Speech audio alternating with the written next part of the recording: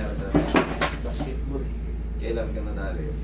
Yung May 2. May this year lang? Tawag sa June, July, August, September, October, November. Ito, okay. Ano nangyari sa tuhod o natumba ka? Kasi Paano? nung nakatalikod ako, bully ko yung pola. Nakatalikod ka? Oo, sir. Oh. Tapos parang, hindi ko alam kung pumalso sa harap ko yung bigiri nung kalaban. Bigla na lang sumakit, pumalaw.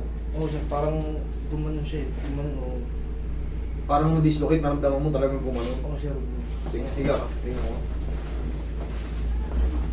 Kaya ako tinatanong yung mga ganyan-ganyan.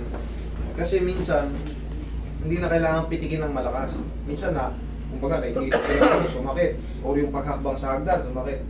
Pero pagka, syempre, tumatakbo ka, tapos syempre, may kalakihan ka, yung bigat ng katawan mo, tapos baka yung paa mo, hindi pa nakapaganon, naiwan, ikaw nakaganon na, uy! Yun, kailangan natin. Hindi kasi nawawala yung sakit eh. Hindi nawawala yung sakit. 7 buwan na, oh. Oo, sir. Tapos di ko siya makadiretso ng ganito. Hindi yung madiretso ng ganyan. Pero, Sige. Ibig sabihin, kung hindi mo maito, diretso ng ganun, kumakalusog. Pero, naitutupi mo. oo, sir. Sabi mo kung masakit, didiinan ba? Okay. Sa forward lang. Yan.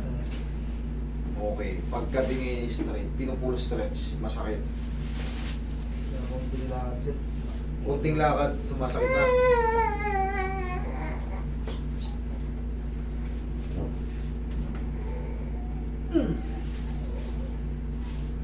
Nakutan mo na.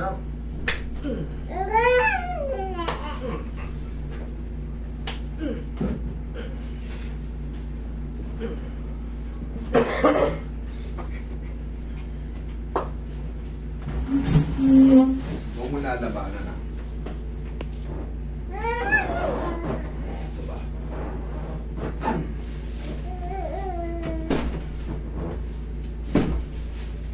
Yung lalabanan.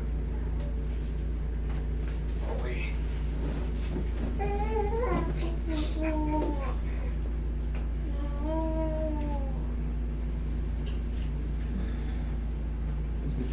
Seven months na walang tigil ang sakit.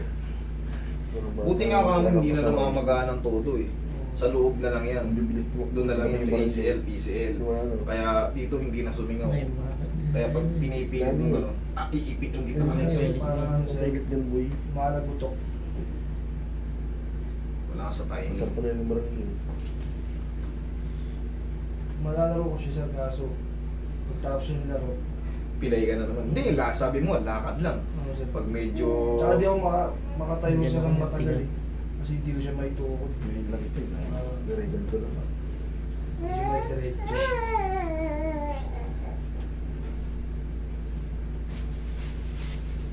Yayanigin lang natin yan nasa gitna. Lamputan mo lang ha.